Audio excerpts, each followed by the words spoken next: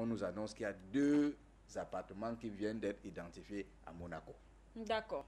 Voilà, merci à vous, Paul Kahn, pour cette information. Et puis enfin, Noah Sadio, bonsoir et bienvenue. Bienvenue Manuela, bonsoir. Je suis très heureux d'être à côté d'une dame qui est architecte et qui a épousé l'Afrique. Il n'est pas donné à tout le monde de construire une maison par conception, car l'architecture, c'est très difficile. Je viens d'apprendre qu'un immeuble s'est écroulé au Nigeria. Vous voyez comment le rôle est très important dans la société. Les gens ont tendance à les oublier, alors que pour construire, il faut appeler un architecte. Il va t'étudier le terrain, il va te dire comment tu vas concevoir ta maison. Mais malheureusement, les gens construisent comme ils veulent et comme bon leur semble. Voilà. Donc les architectes sont à féliciter. Bien, merci Noah Sadio. Vous également, quelle est l'actualité qui vous a marqué durant ces derniers jours?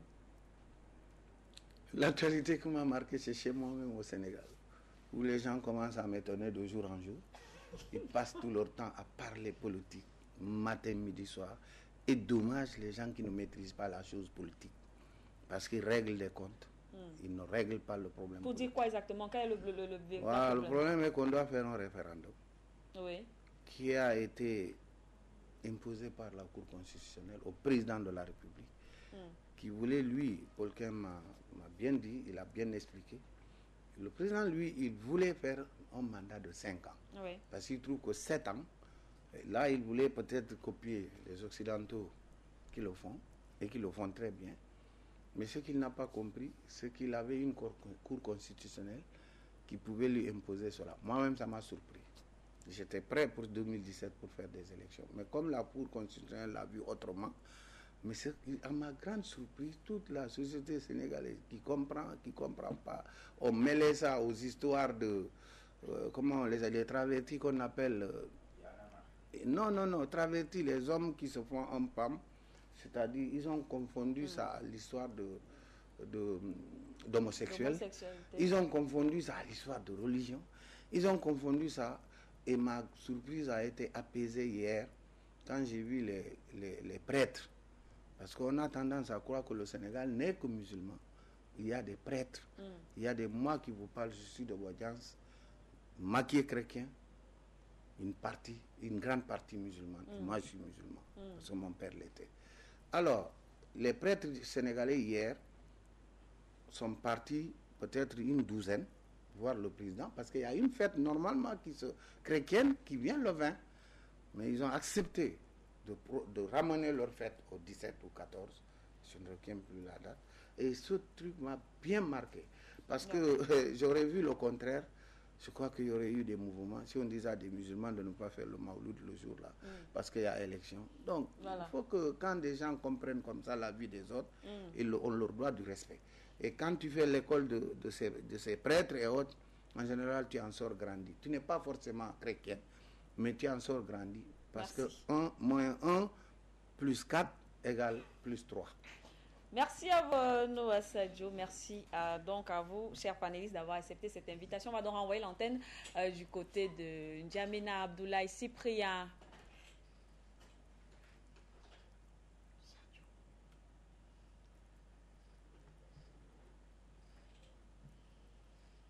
Voilà, bonsoir Manuela, bonsoir aussi à tous vos panélistes du côté de Douala.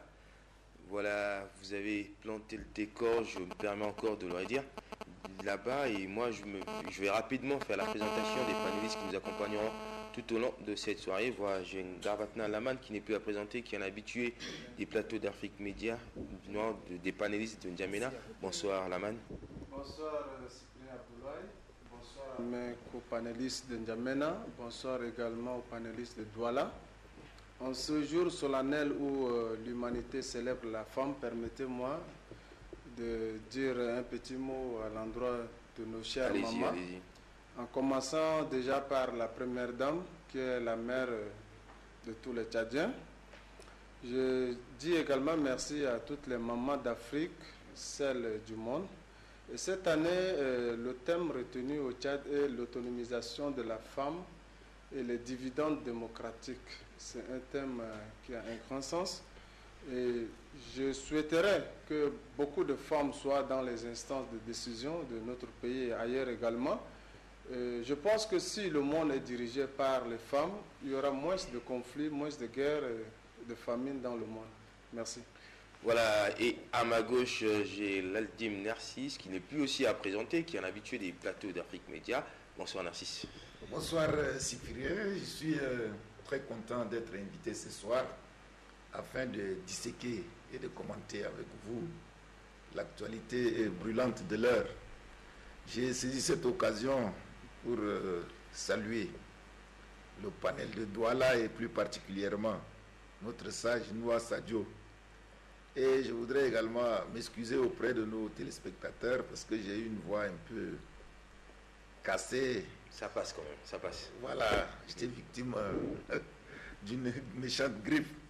Et je voudrais également profiter de cette occasion pour féliciter mon ami Omaria Hissène qui vient d'être nommé directeur de la télévision nationale. Et ensuite saluer aussi ma nièce, Dr Judith, propriétaire de la pharmacie du Salut, située non loin du pont à double voie.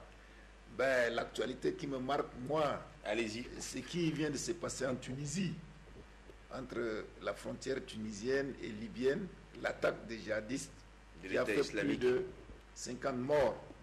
Je pense que depuis le départ du président Ben Ali, la Tunisie est devenue le ventre mou de l'Afrique blanche. Des attentats à Bardo, des attentats à Mamet, des attentats sur l'avenue Bourguiba qui a coûté la vie à une dizaine d'éléments de la garde présidentielle. Je pense que depuis que Ben Ali est parti, la situation sécuritaire est devenue compliquée. Je profite de cette occasion pour présenter mes sincères condoléances au peuple tunisien. Voilà, et à vos côtés, il y a Diblo qui nous a fait l'honneur, le plaisir d'être là ce soir pour participer avec nous à ce débat. Bonsoir Diblo. Bonsoir. C'est un plaisir immense que d'être ici ce soir sur le plateau de N'Djamena, qui est d'ailleurs un plateau impressionnant. Et qui est un plateau impressionnant. Je suis très très ravi d'être là. Et je salue tous les panélistes d'Afrique Média, toute la grande famille panafricaniste d'Afrique Média, mes copanélistes. Et je salue tous les panafricanistes du monde entier. Et permettez-moi également de m'impressionner un peu sur l'extraordinaire métamorphose du Tchad. Ce pays naguère a souffert longtemps, n'est-ce pas, des longues guerres. Ce pays sort de très loin. J'ai eu le temps de visiter la ville de N'Djamena. C'est pratiquement un acropole. C'est des immeubles qui poussent un peu partout, des routes bien construites, des centres de santé, des hôpitaux. Bref, c'est un pays qui est en train de se construire véritablement. C'est dire si celui qui est à la tête de ce pays, son Excellence Idriss Déby, pour ne pas le citer, ne ménage aucun effort dans le but de reconstruire véritablement son pays vers l'émergence 2030. Et c'est d'ailleurs l'occasion pour moi ici de lui dire tout mon soutien. C'est un panafricaniste invétéré. Et je pense que tous les Tchadiens pensent comme moi. C'est l'homme qu'il faut. C'est l'homme de la situation. Voilà, merci Diblo pour cette introduction. On va repartir du côté de Douala où Manuela va ouvrir le débat, va aborder la première thématique. Manuela, à vous Douala. Voilà, merci à vous Cyprien, Abdoulaye. Bonsoir encore à tous vos invités là-bas de côté de N'Djamena. On va donc prendre cette courte transition et revenir bien sûr pour l'ouverture du débat.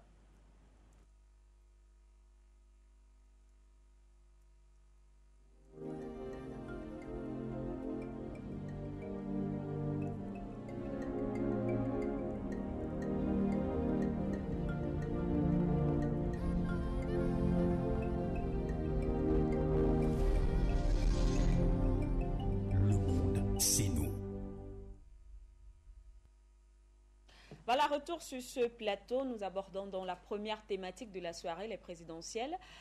Du côté du Bénin, donc les résultats partiels du premier tour sont donc déjà connus. Mais bon, pour ouvrir ce débat, honneur donc au panel de N'Djamena, Cyprien Abdoulaye. Je vous renvoie donc l'antenne.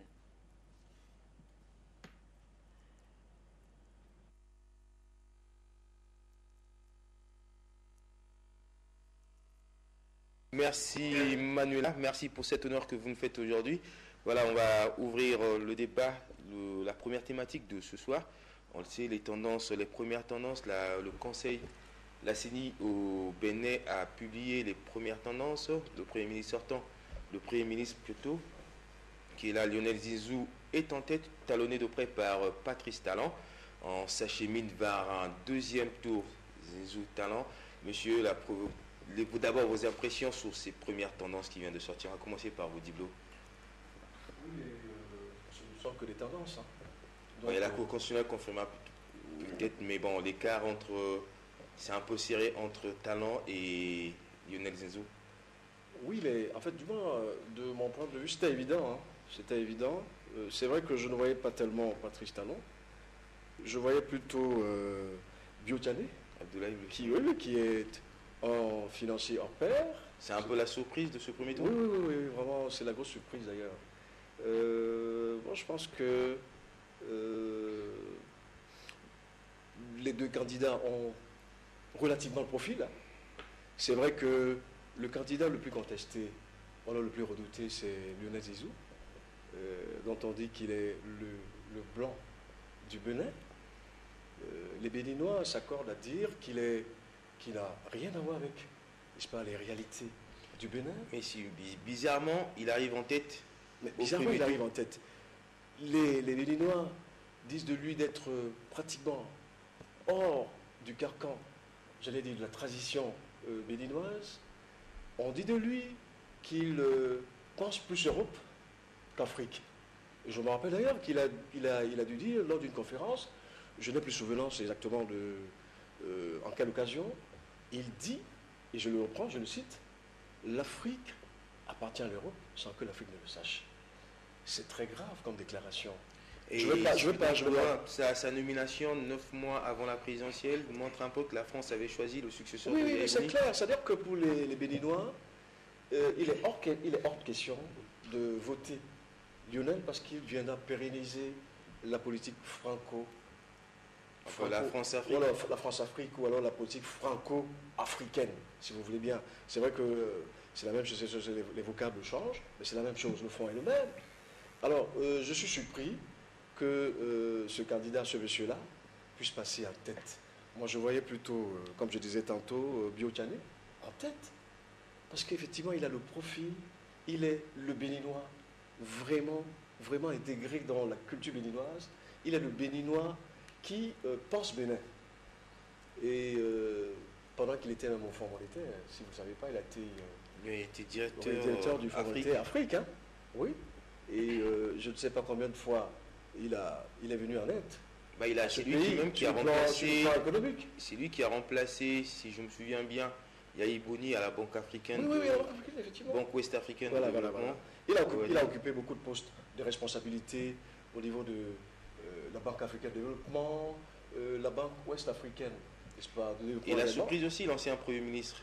Oui, également. Alors, pour le cas de Patrice Talon, qui est un homme d'affaires, pourtant, physicien hors pair, il obtient son bac C.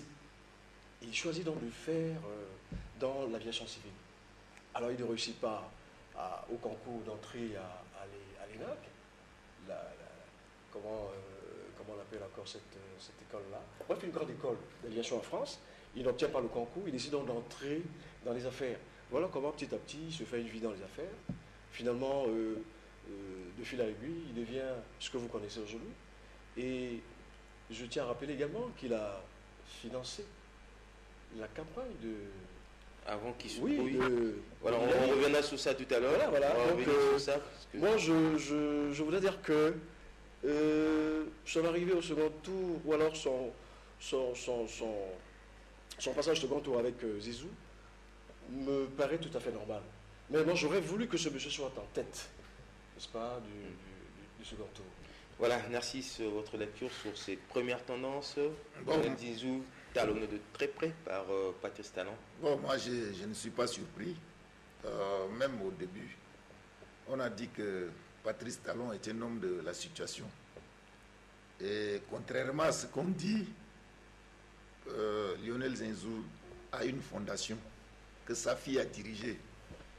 Il a été le conseiller bénévole du président Boni Yayi pendant des années, son conseil économique, avant d'être nommé Premier ministre, chef du gouvernement. C'est vrai, il a été l'une des grandes plumes de l'ancien ministre des Affaires étrangères, Laurent Fabius, qui est aujourd'hui président du Conseil constitutionnel de la France. Donc Lionel Zinsou est aussi le neveu de l'ancien président Émile Derlin Zinsou. Et c'est vrai... Mais est-ce que tu expliques toutes ces facettes-là, lui qui n'a jamais vécu au Bénin, explique un peu, qui reviennent à 9 mois de la présidentielle. C'est vrai, même au sein de la mouvance présidentielle, les forces courues pour l'émergence du Bénin, lorsqu'il a été nommé Premier ministre et a été proposé, il y a eu des grincements des dents.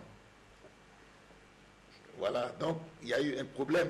Et deuxièmement, Patrice Talon, c'est vrai, il a eu le bac C, il a eu un degré en mathématiques. En dehors de ça, il n'est pas allé faire des études. Il est entré dans les affaires. Et il est devenu le grand maillant du coton. C'est ça, il a financé effectivement la campagne de Boni Yayi avant de se brouiller avec lui. Parce qu'il a été accusé d'avoir voulu empoisonner le président Boni Yayi à travers sa nièce. Il s'est exilé pendant 3 ans à Paris.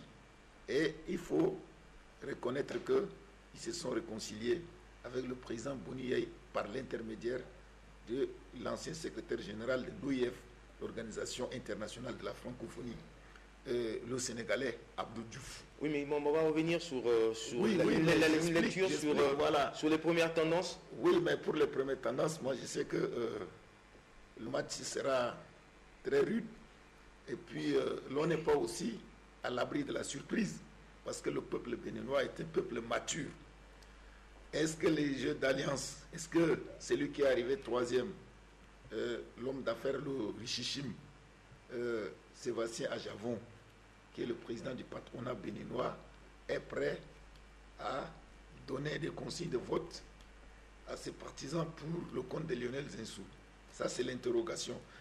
Ensuite, est-ce que Pascal Irénée Koupapi, l'ancien ministre de l'économie et premier ministre, et ancien directeur de cabinet d'Alassane Ouattara lorsque Ouattara était premier ministre en Côte d'Ivoire, parce qu'ils sont connus à la BCEAO. Est-ce qu'il est prêt également à donner sa voix à Zinsou? Est-ce que Abdoulaye Biotchane, qui était arrivé 3e en 2011, et plutôt en 2011 effectivement, et aujourd'hui arrivé 4e, peut également basculer dans le camp de Zinsou? Autant d'interrogations, mais il faut reconnaître que au Bénin, c'est l'argent, c'est l'achat de conscience, il y a le trafic d'influence, parce que Boni Yayi a peur de la revanche que Talon pourra prendre certainement contre lui. Donc pour lui, il fait feu de tout bois pour que Zinsou gagne, et il restera maître du jeu, malgré qu'il est déjà pressenti pour un poste aux Nations Unies. Voilà, Laman, vous avez vécu pendant des années au Bénin, vous connaissez bien la scène politique béninoise. Voilà votre lecture sur ces premières tendances. Oui, je dirais que hier, la nuit a été très longue à Cotonou. Déjà, le président de la Sénat, M. Emmanuel Tchando, c'était un ancien ministre de Boni Yayi. Et la question que je me pose, est-ce qu'il aura les mains libres pour arbitrer? La première tendance a donné Lionel Zinsou avec 28,44% et suivi de Patrice avec 24,80%. Or, également, l'Institut béninois de sondage, qui est l'équivalent de l'Ipsos en France, a donné à peu près approximativement les mêmes tendances. Parlant de Zinsou, Zinsou, comme l'a souligné Narcisse, effectivement n'est pas un inconnu de la scène béninoise. Il a une fondation qui est située au quartier Gagny, c'est au centre-ville. Sa fille qui dirige cette fondation se nomme Marie-Cécile Zissou. Pour parler du soutien, la coalition PRD, dirigée par Adrien Oubedi, et la RB de Renaissance du Bénin, dirigée aujourd'hui par Léadi Vinayon Soglo. C'est ce qui constitue au fait la force de Lionel Zissou. Et j'avais évoqué ici sur ce même plateau la semaine dernière que Zissou arriverait en tête au premier tour. C'est ce qui a été maintenant fait. Parlant de ses faiblesses, c'est le fait qu'il y a eu une défection au sein de la famille FCBE. Comme je l'avais évoqué, FCBE n'est pas un parti politique, mais c'est une coalition de partis politiques qui ont accepté d'accompagner Yahi Boni. Et au sein, la personne qui était prédisposée à succéder à Boni Yahi était naturellement François Abiola, qui est actuellement le vice-premier ministre. Et cette fracture a causé le départ des ténors de FCB qui sont allés en candidature indépendante. Maintenant, si on parle de Patrice Talon, comme on le dit, c'est le roi du coton au Bénin. Et c'est lui qui avait financé la campagne de Yahi Boni en 2006 à hauteur de 10 milliards de francs CFA. Et quand ils se sont brouillés avec Yahi Boni, il a été d'abord emprisonné, ensuite jugé et il s'est évadé du pays et il s'est déguisé en une femme pour évader. Et le juge qui était en charge de l'affaire aujourd'hui est exilé aux États-Unis. Et c'est pour vous dire quoi? Yahi Boni aujourd'hui est vomi par les Béninois. Pour la petite histoire, les législatives qui peuvent se dérouler... Que Yahi Boni est vomi par les Béninois, bizarrement son candidat arrive en tête au premier tour. C'est un peu, quelque part aussi, c'est actif à son... lanterne. Allez-y. Pourquoi je le dis? Yahi Boni, en 2006, quand il est arrivé au pouvoir, il avait 75% au second tour contre Adrien Oubedi. C'est un score inédit. Aujourd'hui, sa propre femme, qui est Chantal de Souza, a été aux élections législatives, mais elle n'a pas été élue. C'est dans la circonscription du 12e arrondissement. Pour ceux qui connaissent Cotonou, c'est le quartier Kadjo. Qui l'a battu, c'est Maître Djokbenou, qui est aujourd'hui avec Patrice Talon. Maître Joseph Djokbenou, qui avait battu à plate couture. Oui, mais Madame, comment expliquer et son fils également, Chabi, qui était également candidat aux législatives, a été battu. Mais comment expliquer que le candidat du pouvoir arrive en tête au premier tour avec 28%?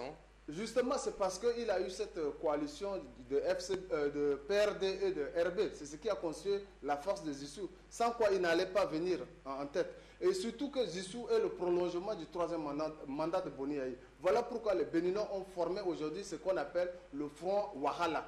C'est tout sauf Lionel Zissou.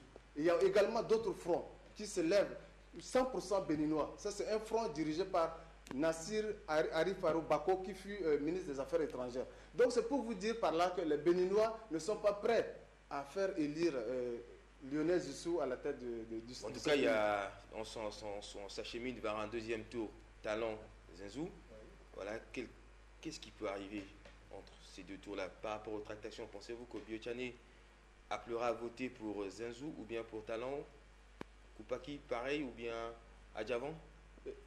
Avant de répondre à cette question-là, je voudrais corriger ce que j'ai dit tout à l'heure.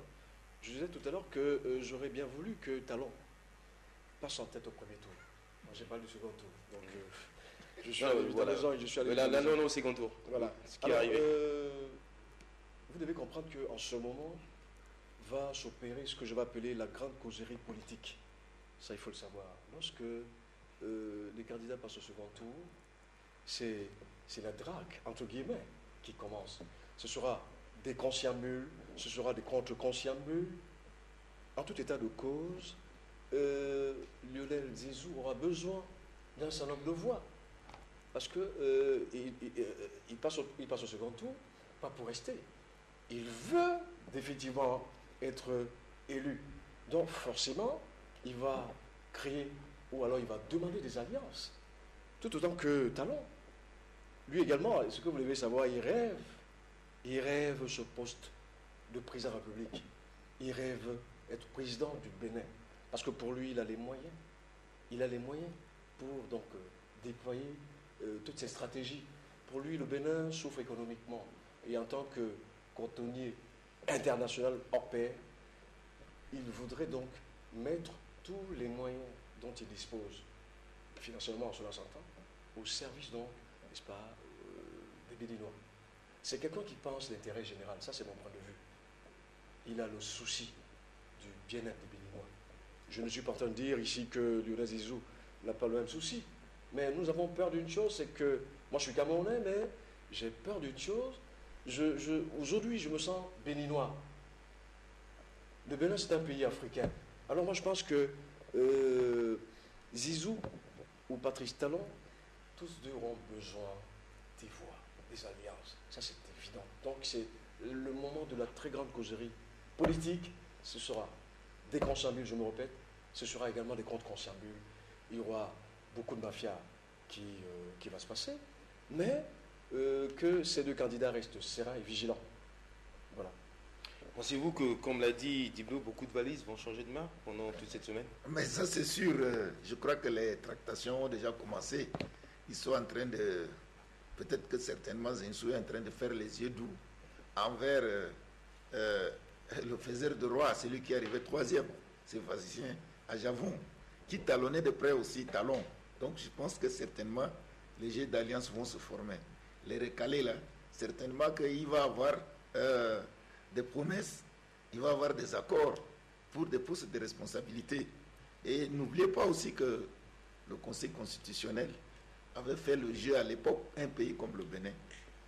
Boni Yayi a gagné au premier tour en 2011. On a dribblé les candidats de l'Union nationale. Et comment ça s'est passé? C'est avec le célèbre avocat Robert Doussou, qui est le président du Conseil constitutionnel. Et qu'est-ce que Robert Doussou a fait? Il a trié sur le volet quelques journalistes pour aller publier les résultats. Et ces résultats est resté comme une arête à la gorge des Béninois. Donc il ne faut pas aussi oublier ces côtés. Donc vous voulez dire, bon, avec ce qu'il vient de dire, est-ce qu'on peut parler de fraude? Le fait de voir, vous avez dit que Yayi Boni est vomi par les Béninois, son candidat arrive en tête, Narcisse vient de parler de fraude de 2001, est-ce que là aussi, sur ce cas de figure, il n'y a pas eu fraude, selon vous? Aujourd'hui, la Cour constitutionnelle est dirigée par le professeur Olou. C'est un homme intègre. Et je ne crois pas que ce monsieur... Non, au niveau de la CENI. La CENI, c'est encore un résultat provisoire. Donc nous attendons que la Cour entérine cette élection. Pour ce qui est de Boni Yayi, en 2011, rappelez-vous, Boni Yayi avait forcé Abdoulaye Bio-Tchani à démissionner de la BOAD pour se présenter. Alors que lui, en son temps, en 2006, c'est quand il avait prêté serment, le 6 avril 2006, et ce n'est que le 11 qu'il a rendu sa démission. Alors tous les deux sont originaires du Nord. C'est pour vous dire que Yayi Boni fera feu de tout bois pour que son candidat passe, mais les Béninois sont debout. L'hymne national du Bénin également dit l'enfant du Bénin debout. Donc vous croyez que Lionel Zizou ne passera pas? Non, il ne passera pas. Patrice Talon est aujourd'hui l'homme le plus aimé des Béninois. Rien que du côté de l'emploi, il crée 7000 emplois directs aux jeunes. Et il a créé ou bien c'est une promesse du candidat? Il a créé déjà des emplois qui existent. Et on peut vérifier. Et ce monsieur est le plus gros contributeur de l'État. Il est à 34 milliards par an qu'il paye à l'État béninois. C'est pour vous dire par là que c'est quelqu'un, déjà, il a pris des réformes avant même de se prononcer candidat. Je me rappelle, c'était l'année dernière, lors d'une émission avec Malik Bomina, qui est le directeur général de la télévision Canal 3, c'était pendant son exil en France. Et il a dit ceci: quand il sera élu président de la République, la première réforme à apporter, c'est la Constitution. Il va ramener le mandat de 5 à 7 ans, c'est un septennat, mais un seul mandat pour un candidat.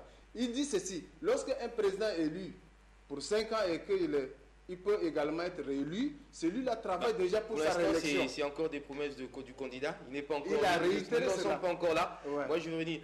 Admettons qu'il soit président, qu'il devient président demain. Pensez-vous qu'il va se venger sur ce qui s'est passé avec le cas, la soi-disant tentative d'assassinat, d'empoisonnement du président Yayi Boni? Vous voulez parler de Talon? Oui, de Talon. Oui, mais moi, c'est vrai que les souvenirs ne partent pas comme ça. C'est un souvenir qui reste encore très, très ancré dans sa mémoire. Figurez-vous qu'il a fui le pays, il a fui le Bénin. C'était très sérieux, sa vie était menacée. Mais bon, pour répondre à votre question, je ne pense pas qu'il puisse s'attarder en tant soit peu sur une quelconque revanche. Je ne pense pas. Je pense que le magistère qui l'attendra sera d'une importance capitale. En fait, c'est un homme qui devra, de mon point de vue, devra penser Bénin, penser à sortir le Bénin de sa misère. Parce que le Bénin, c'est vrai, on a toujours brandi le Bénin comme étant la meilleure démocratie en Afrique, mais je vais vous rappeler que le Bénin, à 75% de Béninois vivent sous le seuil de pauvreté. L'accès à l'eau n'est pas facile, l'accès à l'électricité. Bref, ses besoins alimentaires manquent cruellement ce pays-là. Pourtant, il est le pays le plus démocratique en Afrique, selon la communauté internationale. Alors voilà, je pense que Talon... On va clôturer rapidement parce que Douala a besoin de nous aussi. Je pense que Talon devra plutôt se pencher sur les questions essentielles fondamentales qui engagent, n'est-ce pas, toute la vie et toute la morale du Bénin, parce que les Béninois attendent qui, n'est-ce pas, de ces deux candidats, qui dans les deux parviendra donc à leur sortie de l'ornière de la caverne. C'est ça qui est le plus important. Moi, je pense que ce monsieur devrait donc penser Bénin et non mettre de côté les rancunes des guerriers. Merci, vous êtes déjà avec Diblo? Non, moi je pense que Talon prendra de la hauteur. Il ne tombera pas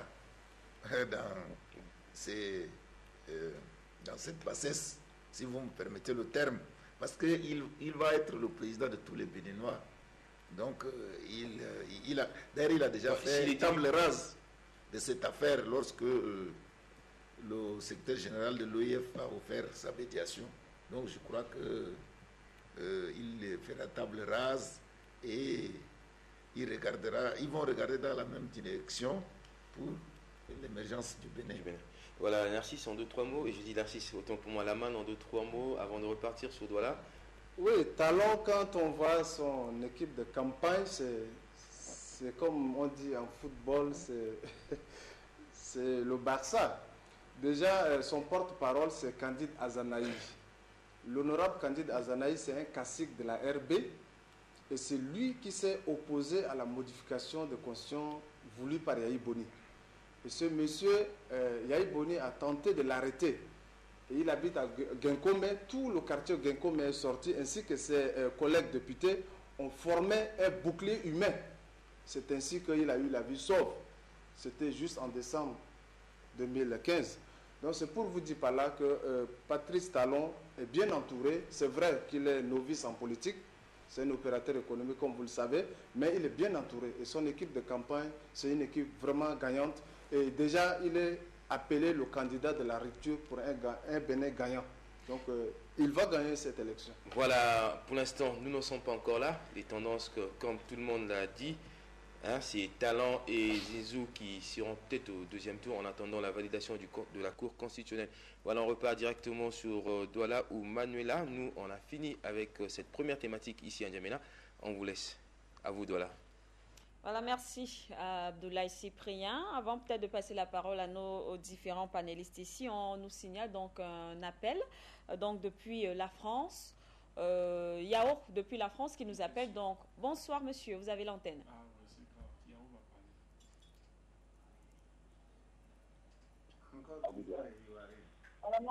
D'accord. Bonsoir le panel.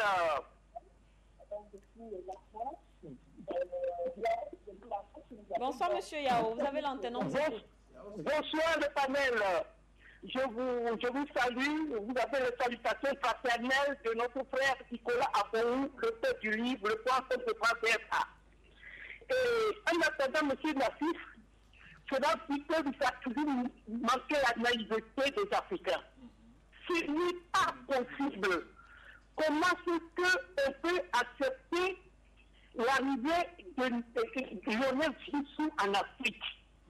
Ce n'est pas possible. Je vais dire à M. Nassif, ça fait plus de 40 ans que nous sommes en France ici, que nous avons monté des associations qu'on appelait survie, attaque, survivants, toutes ces associations, nous sommes des bénévoles. Et que nous menons un combat pour l'émergence de l'Afrique. Et ça ne nous donne pas la légitimité de nous présenter aux élections au Bénin où je disais la fille de Giro était bénévole. Mais comment on peut dire ça? On dit demandons aux Béninois de mettre ce type-là dehors. Nous le connaissons personnellement. Nous avons mené un combat contre lui à Paris. Même le petit français vis-à-vis de l'Afrique. Il a été ciblé dans les grandes écoles ici, tout simplement pour se faire l'Afrique. Ce qui fait la France a envoyé là-bas en Afrique de l'Ouest pour perpétuer ensemble, pour recontinuer encore le colonialisme. Le débat ne peut pas se poser sur le débat d'Afrique média. Tout simplement, on demande aux Africains un peu de intelligence, notre peuple. Il faut le maintenir en cette activité. On ne peut pas même se poser des questions sur le président de Béninois. Nous sommes au XXIe siècle. Si nous, les Africains, on ne peut pas réfléchir pour nous-mêmes, tenir en compte ce discours de l'humanisme, ce n'est pas possible. Comment on peut insulter notre intelligence à ce niveau-là et qu'on va discuter vraiment tout au Bénin, on discute un match de football? Ce n'est pas possible. Réveillez-vous. Monsieur Marty, ce n'est pas possible. Béninois, l'enfant du homme debout, la liberté de tout notre. Mettez-le dehors. On quitte notre intelligence. Ce n'est pas possible. C'est la France en personne. Nous avons eu du débat avec lui sur Box Africa. Il nous disait que le plan c'est la meilleure des choses qui peut arriver aux Africains. Il disait il disait que la France, l'Afrique appartient aux Européens. Et c'est un plateau d'Afrique qui vient de pas d'Africains. Ils arrivent à ouvrir un débat comme vous le disiez. C'était ça. Est-ce qu'il veut être président de les Béninois? France, on va aller du côté du Bénin justement et prendre Pascal. Bonsoir monsieur, vous avez l'antenne. D'accord. Bonsoir le plateau. Allô? Bonsoir. Bonsoir monsieur, on vous écoute. Bonsoir. Oui. Oui, on m'appelle M. Pascal depuis le Bénin.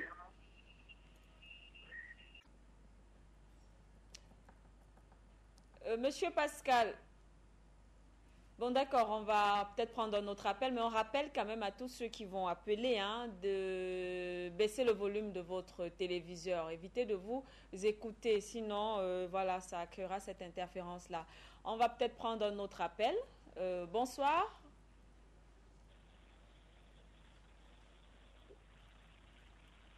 Je suis à l'antenne. Oui, moi c'est...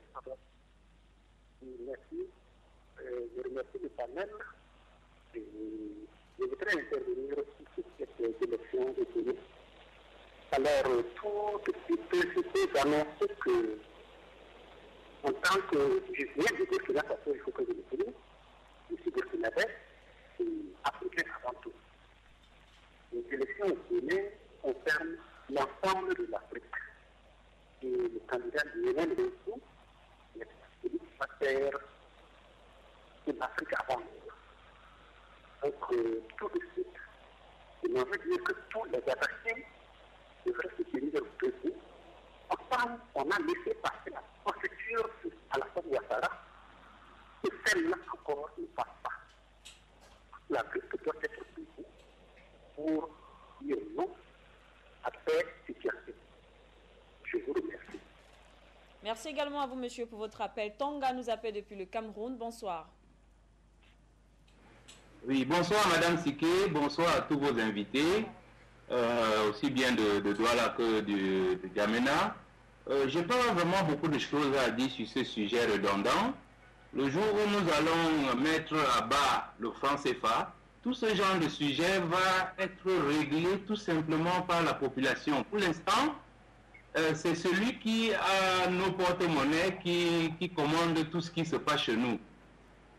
Donc, pour l'instant, la seule chose que je peux vous dire ce soir, c'est de profiter de cette journée internationale de la femme pour citer à Madame Siké, pour citer à Madame Tada, à tous ceux qui sont sur, toutes les femmes, Madame Denha, toutes ces femmes qui viennent vraiment nous montrer le courage. Je ne vais pas oublier Madame Ekwe, toutes ces mamans-là, toutes ces femmes qui viennent nous dire l'Afrique va rester debout. Je vais profiter de cette occasion pour vous souhaiter de continuer à nous accompagner dans ce combat. Bonne soirée à vous. Voilà. Merci, Monsieur Tonga. Bonne soirée également à vous. Merci en tout cas pour ces souhaits. Voilà, on va prendre Romuald depuis le Bénin. Bonsoir, monsieur.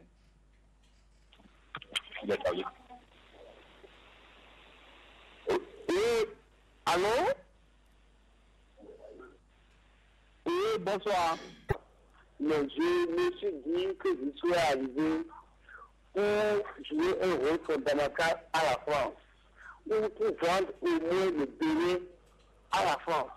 On ne peut pas permettre, mais c'est toute l'Afrique qui doit se lever pour lutter contre ça. C'est une insulte internationale et nationale au Bénin. C'est comme si on n'a pas un homme capable de pour gérer le pays. Mais c'est Yaïbouni qui est un partisan français pour donner la France en dessous, pour vendre le Bénin. Moi, je voudrais même écrire un livre. Voilà les Africains blancs. Je vais vous demander de continuer qui la lutte et pour que l'Afrique soit unie et que tous vous soyez bénis. Alors, merci monsieur, merci pour votre appel. Voilà, un autre appel qu'on a voilà, Abdourazak, si j'ai bien prononcé, depuis le Bénin pour refermer cette première vague d'appels. Bonsoir monsieur. Ok, je suis là, c'est Razak qui vous appelle depuis du Bénin. En fait, c'est pour vous dire que les Béninois maintenant sont prêts, ils sont déjà debout. Et ils savent tout ce qui se passe. Ce qu'on va vous demander, c'est de nous accompagner à aller donner le pouvoir à Talon. Talon est déjà élu président de la République du Bénin. Ça ne vous inquiétez pas. Le peuple sont déjà debout. Et nous voyons tout ce qui se passe.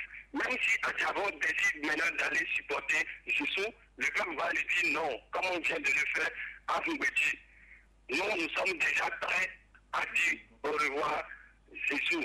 Jésus n'est pas là pour le Bénin. Ce que les gens ne comprennent pas. Jésus est là pour l'Afrique.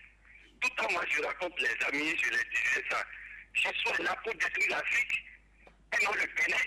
Si d'abord, il n'a rien au Nigeria.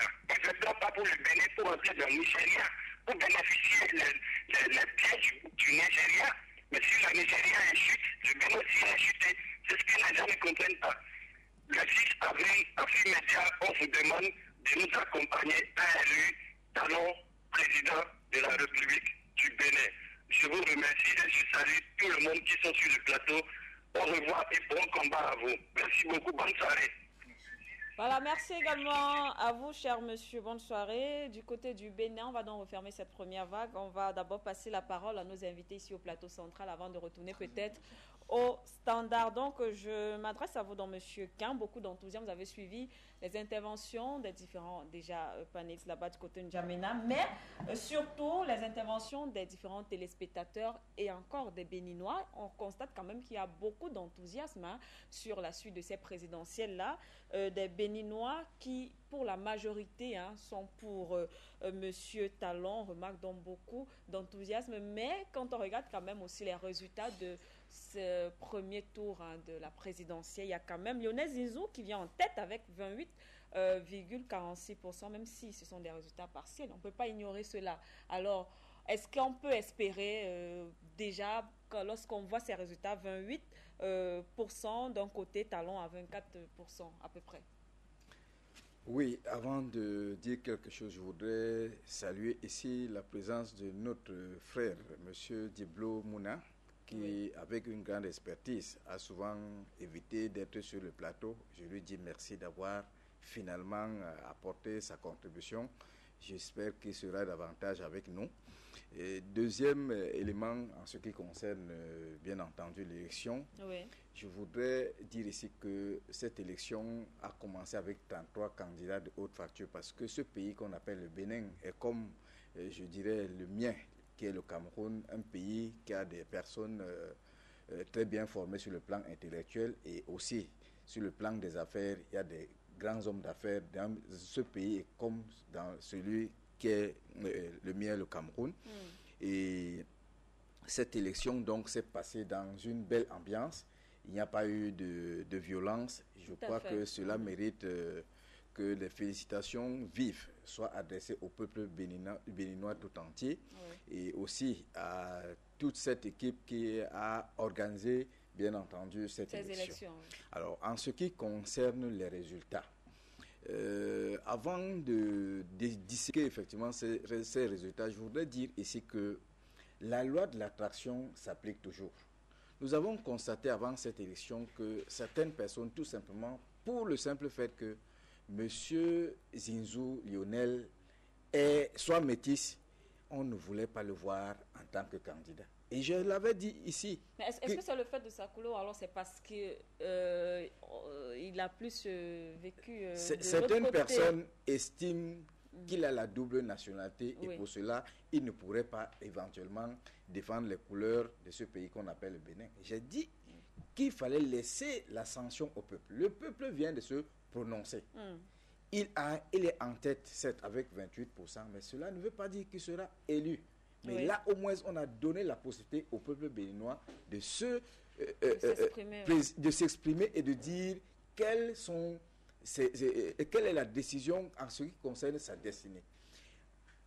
Nous avons un deuxième candidat qui vient avec 24% des voix. C'est le maillard du coton appelé Patrice Talon. Patrice Talon également bénéficie de cette soi-disant rejet, haine ou du rejet que certaines personnes, notamment une élite politique animée par le président Yahi Boni, qui pour avoir manqué d'obtenir le soutien de Patrice Talon quand il souhaitait se présenter pour la 3e fois, Patrice Talon lui a dit « Je ne pourrai pas t'apporter ce soutien ». Immédiatement, il l'a transformé en victime. Patrice Talon capitalise effectivement sur cette erreur politique. Il a passé 2 ans presque en France et en revenant, il est revenu presque en victime.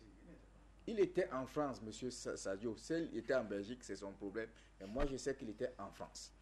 Du moins, il n'était pas au Bénin. Il n'était pas au Bénin de toutes les façons. Alors, il revient maintenant.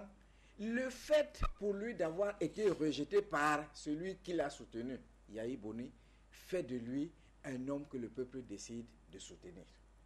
En plus, quand on voit quand même sa carrière en tant qu'homme d'affaires, il a beaucoup œuvré pour le bien du peuple béninois. Il a créé des emplois, il a bien géré la distribution des intrants, des engrais qui ont été utilisés par les agriculteurs béninois. En plus, il faut regarder pendant sa campagne, il a utilisé ses frères béninois. Les agences de communication qui ont participé dans sa campagne sont en majorité détenues par les Béninois. C'est pour dire quoi? C'est pour dire que sa deuxième position lors de ce premier tour n'est pas une surprise. Le peuple s'est souvenu de ce qu'il avait fait avant en termes positifs et s'est dit peut-être il pourrait éventuellement être l'homme de la situation. Mais je voudrais également dire ici à ceux qui continuent à dire, à refuser la candidature de Lionel Zinzou, que c'est le peuple qui doit décider de celui qui doit devenir le prochain président. Au nom de quoi nous avons une France, et je ne sais pas si vous êtes français, au nom de quoi les enfants de madame qui est sur le plateau ne peuvent pas être candidats dans une élection demain dans mon pays, le Cameroun, sous prétexte qu'ils ont un père africain et une mère. Voilà, merci M. Paul. Mais est-ce que c'est ça le problème, M. Noah Sadio? Est-ce que c'est effectivement ça le problème de Lionel Zinzou? Je crois que le problème de Lionel Zinzou est proche de ce que Paul dit, mais ce n'est pas ça le problème. Lionel Zinzou, c'est un très très grand fonctionnaire, un haut fonctionnaire, de haut volet. Il ne faut pas que les gens croient que... Mais ce n'est pas ça qui est important. Parce que aussi, celui qui a énormément de sous ne voudra que ses sous augmentent. Et s'il devient président, il se devient intouchable. Vous le savez aussi. Et Barack Obama, l'exemple que madame a donné, Barack Obama n'avait rien. Il avait fait un livre qui lui a apporté un peu d'argent. Les lobbies l'ont poussé. Mais voilà, aujourd'hui, la presse qui est monopolisée par les juifs, les lobbies, Ouais, la politique, moi je dis toujours, la politique c'est cette façon d'agiter les peuples, mais finalement quand on arrive au pouvoir on s'en sert. Je ne suis ni pour Lionel Zinsou, ni pour Talon. Patrice Talon. Je suis pour celui qui viendra pour les Béninois. Parce que les gens en général, ils s'agitent, oui, il est comme ça, il est le magnifique. Pourquoi il s'était accoquiné avec, comment il s'appelle, celui qui est parti? Boni Ayi. Oui, Boni Ayi. Moi, mon politicien au Bénin, c'est Umbedji. Je vais vous dire le pourquoi. Umbedji, c'est quelqu'un qui a passé à la mort en une trentaine de minutes. Parce qu'ils étaient enfermés par mon idole qui s'appelait les Kérékou, leur bande de militaires, coup d'État. Je salue au passage Diblo. Je suis très fier de le voir au plateau. Vraiment, c'est quelqu'un qui m'a fait une grosse surprise, une belle, qu'on appelle les surprises agréables. Voilà, en parlant donc de surprise, donc justement, est-ce que ces résultats-là, pour vous, c'est une surprise ou bien... Non, non, non. Vous savez, le gars l'a dit, l'argent a parlé peut-être.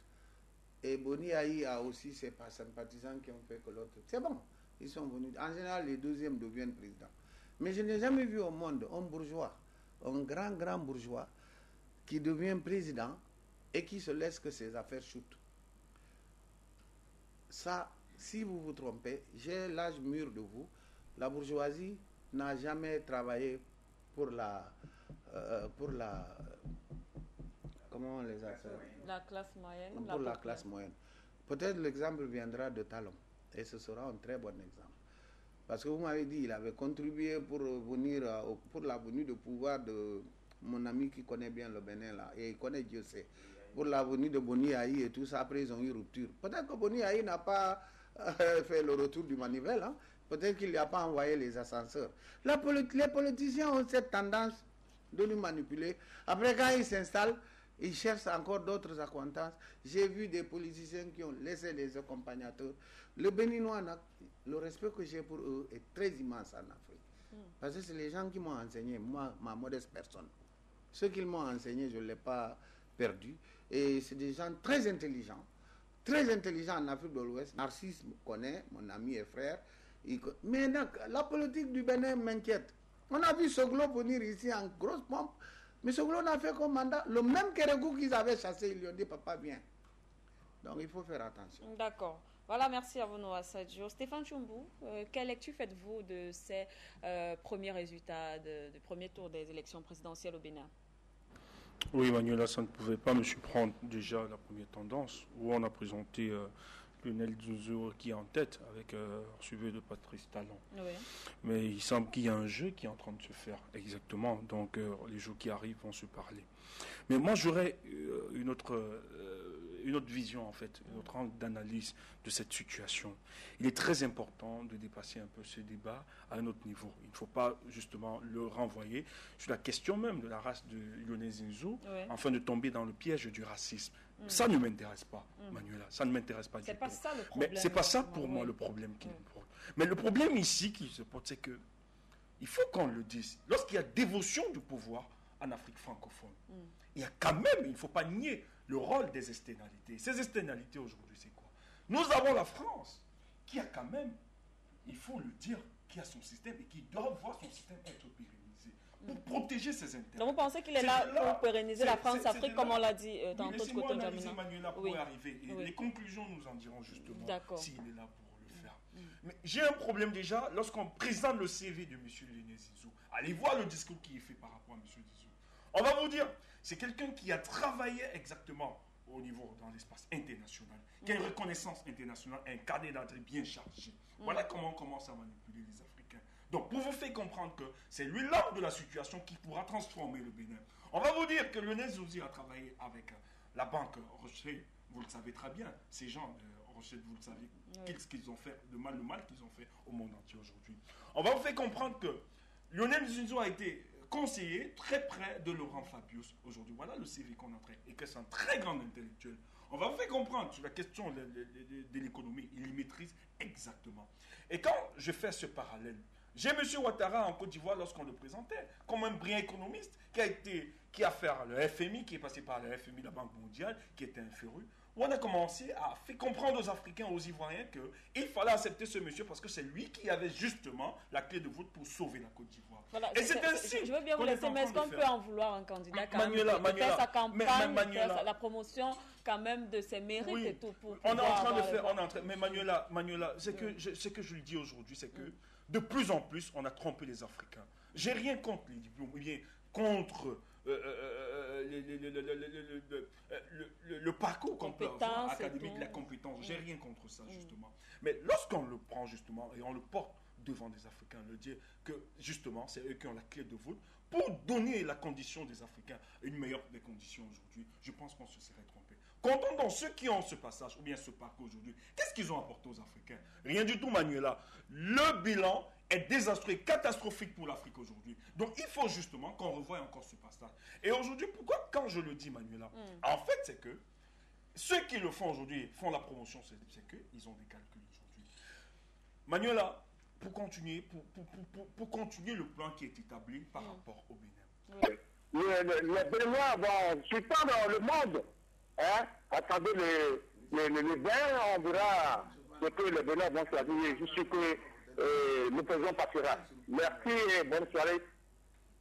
Voilà, merci également à vous. Bonne soirée. On reste encore du côté du Bénin. On prend cet autre appel. Bonsoir. Si c'est ça la surprise, ce n'est pas une. Oui, on m'appelle Agnetti Gabin Nestor depuis le Bénin. Allô? Oui, c'est pour participer au débat.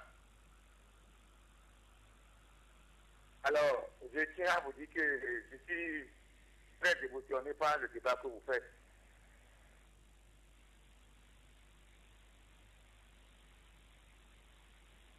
Je tiens à vous dire tout simplement que ce n'est pas parce que nous sommes racistes que nous sommes en train de rejeter Lionel au Bénin.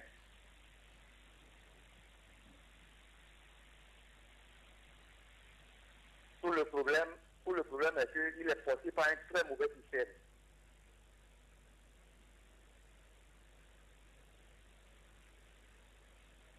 Ce système ne garantit pas du tout l'avenir de la jeunesse au Bénin.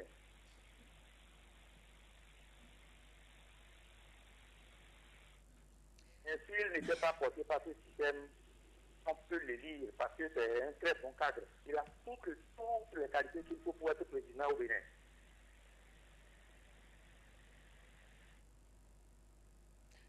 Voilà, merci monsieur. Merci pour votre intervention. On reste du côté du Bénin. Bonsoir.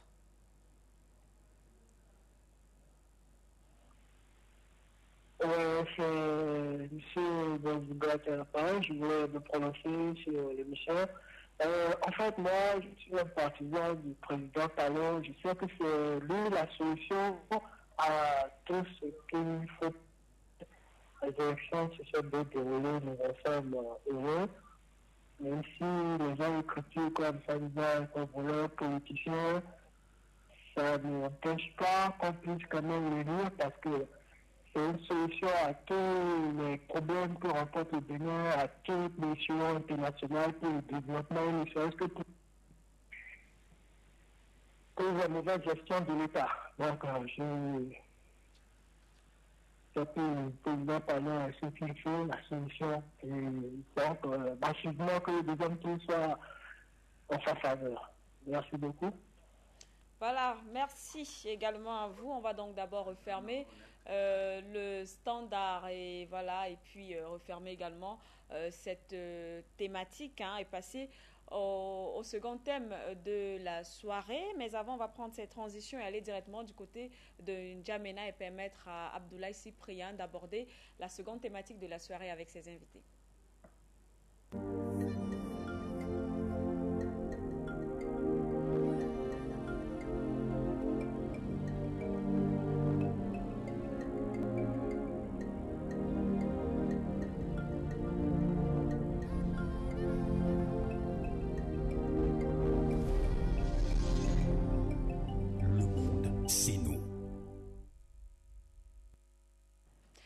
En retour sur ce plateau, nous abordons également les présidentielles, mais cette fois-ci dans un autre pays, le Congo-Brazza. Et puis, On va faire comme dans la première thématique, hein, on va renvoyer l'antenne du côté de N'Djamena Abdoulaye Cyprien. Donc Abdoulaye, vous avez l'antenne.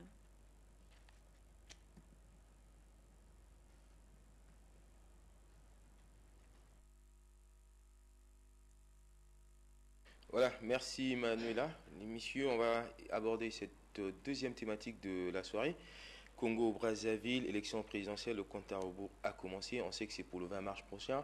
Le président Denis Sassou Nguesso brigue un 3e mandat après son retour au pouvoir. Voilà, il a modifié la constitution. Quels sont les enjeux? Je vais commencer par vous, Diblo. Oui, mais avant de répondre à votre question sur la seconde thématique, je voudrais rassurer mon frère Paul Ken et mon frère Nyo Sadio. C'est vrai qu'à l'entame de mon introduction de cette émission, j'ai été un tout petit peu déconcentré parce que le technicien me rappelait que j'étais très mal assis sur mon fauteuil. Donc, à un moment donné, j'ai pensé que j'étais incohérent dans mes propos. Voilà, j'ai omis de leur faire mes amitiés. Je puis vous rassurer que le combat que nous menons, ô combien salutaire pour l'Afrique, je ne suis pas indifférent. Je serai avec vous, le grand bateau du salut, n'est-ce pas, de l'Afrique, j'y serai. Et c'est vrai également que je ne suis pas coutumier des plateaux, des débats à l'Afrique Média, parce que moi je travaille dans l'ombre, ça je ne vais pas cacher le dire. Spécialement, j'ai répondu présent à votre invitation. Donc moi je vais être là. Voilà. Et que mon frère Paul Ken soit rassuré de ce que désormais, chaque fois que l'invitation me sera faite, je viendrai. Voilà. Ils ont mon salut. Voilà. Et également, je voudrais rapidement préciser à mon jeune frère Stéphane, c'est vrai qu'il a tout le dynamisme panafricaniste. Moi, je l'apprécie. Je loue également ses différentes démonstrations dans son argumentaire. Mais je voulais lui faire remarquer quelque chose. Il ne faudrait pas que la masse critique dont il parle soit une masse critique dénominative. Là, c'est pas bien. Alors, je ne voudrais pas que nous fassions une fixation sur la France. C'est vrai que l'attitude de la France est une attitude symptomatique, n'est-ce pas, de l'état d'esprit ou alors de la situation, j'allais dire, économico-financière de la France. La France ne laissera jamais tranquille ses colonies, parce qu'elle en a besoin.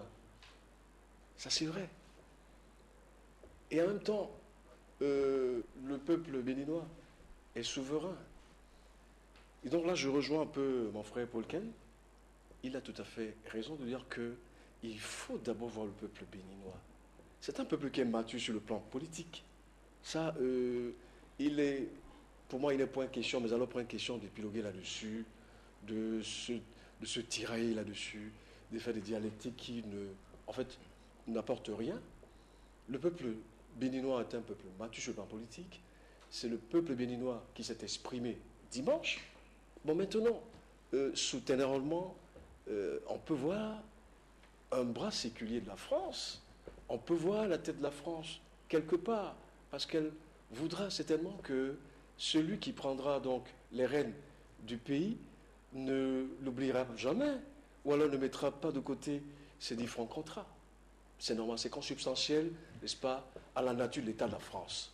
Voilà. Je ne voulais pas faire, je voulais pas en faire toute une thèse ici, donc je voulais rassurer mon frère. C'est vrai que la France... En 2-3 mots, parce qu'on va aborder la deuxième thématique. Oui, c'est vrai que la France est omniprésente, elle est partout présente, n'est-ce pas, dans ses colonies, chaque fois que l'intérêt, ou alors les intérêts se font ressentir.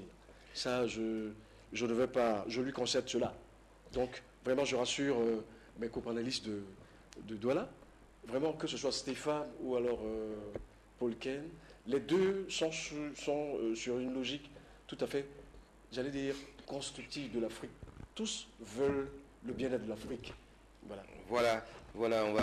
Pour revenir à la question sur le Congo-Brazzaville, voilà, allez-y. Vous pourrez me rappeler la question? Voilà, il y a des élections qui s'approchent à l'horizon. Le compte à rebours a commencé. Il y a 2 autres candidats qui se sont fait déclarer. Denis Sassou Nguesso, qui est candidat à sa propre succession, il brigue un 3e mandat après avoir modifié la Constitution. Voilà les enjeux de cette élection-là. Est-ce qu'il y aura Sassou sera là ou bien l'opposition qui part dispersée en ordre de bataille? Ou quelqu'un d'autre? Il y aura un 2e tour. Oui. Bon, mais c'est clair que pour le Congo-Brazza, ça c'est évident, que Sassou veut briguer un 3e mandat. C'est évident. Nous ne devons même pas épiloguer longtemps là-dessus. Mais seulement,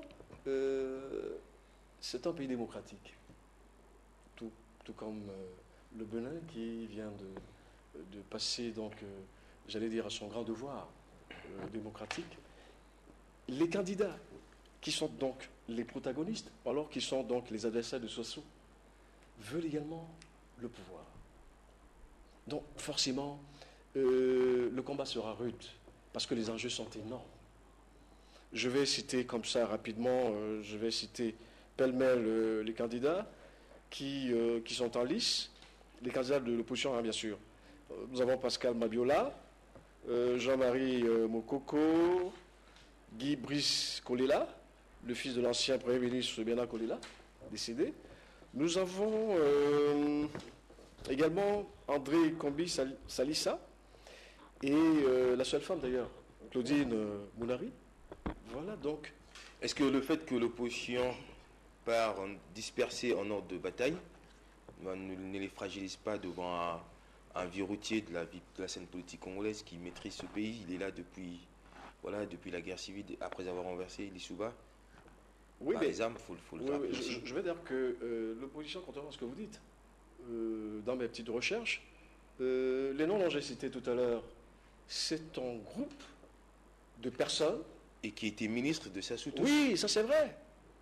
Ont décidé donc de faire une sorte de coalition pour donc venir à bout du requin, n'est-ce pas, du vieux briscard Sassou. Et ils sont d'accord sur le fait que celui qui passera de ces 6 candidats au 2e tour, n'est-ce pas, ils lui feront allégeance. Donc, je pense que pour le moment, il est difficile de faire des analyses, j'allais dire,